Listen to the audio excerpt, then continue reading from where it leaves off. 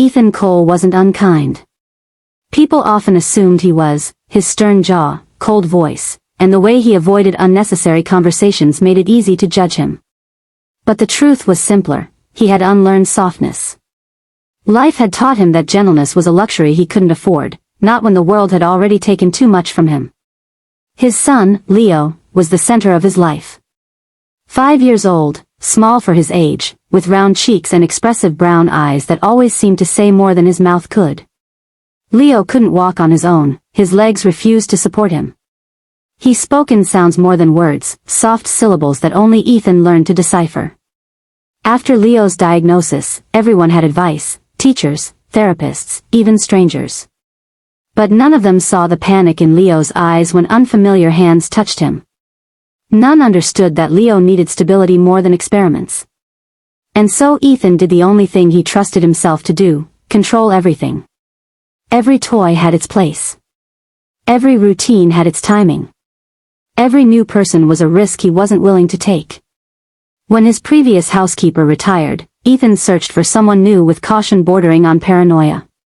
He interviewed 10 people and dismissed 9. Too loud. Too careless. Too rough. Too curious about Leo.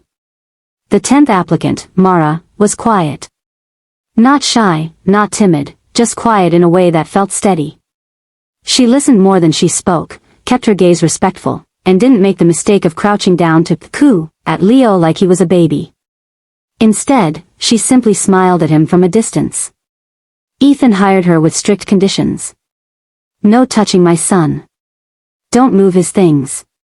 Don't try to teach him anything. Don't experiment. Clean, cook lightly if needed, and stay respectful of his space. I understand, Mara replied with a nod. She didn't flinch or frown or show annoyance. She accepted the rules as if they were ordinary. Ethan appreciated that. For the first few days, he hovered around the house. Not obviously, he pretended to be working on his laptop at the dining table or checking emails near the hallway, but his eyes tracked her movements. Mara dusted shelves with deliberate care, wiping in small circles so she wouldn't knock down Leo's toys. She vacuumed lightly, stopping whenever Leo grew sensitive to the sound. She kept her footsteps soft. Her presence was gentle, quiet enough that Leo occasionally glanced her way without distress. Still, Ethan kept his distance from her. He didn't want to start trusting too easily. One afternoon, Leo sat by the window watching the trees sway outside. Ethan knelt beside him, brushing a hand through his son's soft hair. I have to go to the office for a couple of hours, buddy. I'll be back before dinner. Leo pressed his forehead to Ethan's shoulder, a habit he had whenever he was worried. Ethan hugged him close. It's okay. I won't be long. But work dragged on, emails piled up, and by the time Ethan checked the clock again, the sky outside had already deepened into late afternoon. He rushed home faster than usual. When he opened the front door, the house was silent. No sound of cleaning.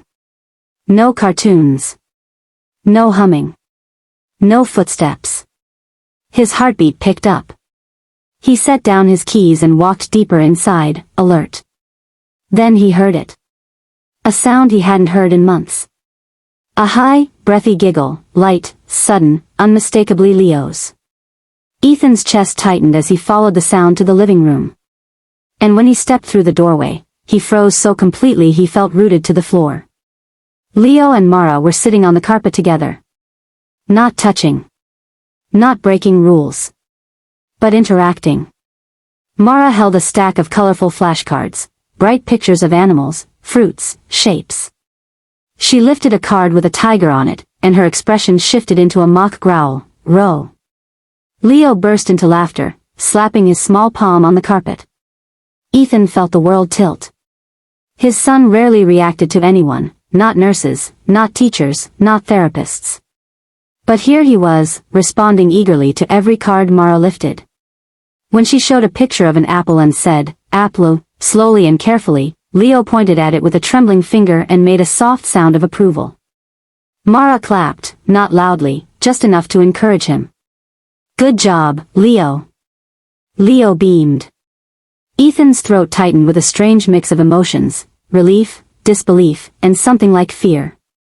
Not fear of Mara hurting him, but fear of what it meant that she had reached a place in Leo's world where no one else had been allowed. When Mara finally glanced up and spotted Ethan, her smile vanished instantly. She straightened, lowering the flashcards. I'm sorry, she said quickly. He saw them in my bag. I use them sometimes for myself, just drawing inspiration for artwork.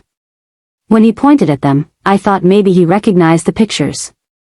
I didn't want to upset him. Ethan didn't answer. Not because he was angry, but because he couldn't form words. Leo's eyes moved from Mara to Ethan. He held up one flashcard, a bright yellow sun, and made a happy sound, as if inviting his father to join the moment.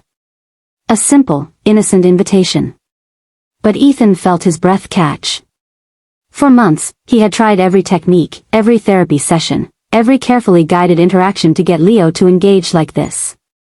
And yet, somehow, this quiet young woman with her soft voice and handful of flashcards had done what he couldn't. Leo wasn't just reacting, he was thriving.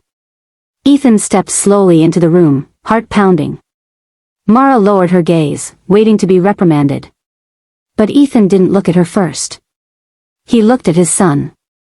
Leo's cheeks were flushed with excitement, his eyes bright, the kind of brightness Ethan feared would never return. Something inside him cracked, not painfully, but like ice breaking under the first warmth of spring. When he finally spoke, his voice came out softer than he intended. Did he really laugh like that? Mara nodded gently. Only when he understood something. He recognizes pictures very quickly. Ethan swallowed. For the first time in years, he felt his carefully constructed walls tremble. Not because they were threatened. But because, maybe, they no longer needed to be so high.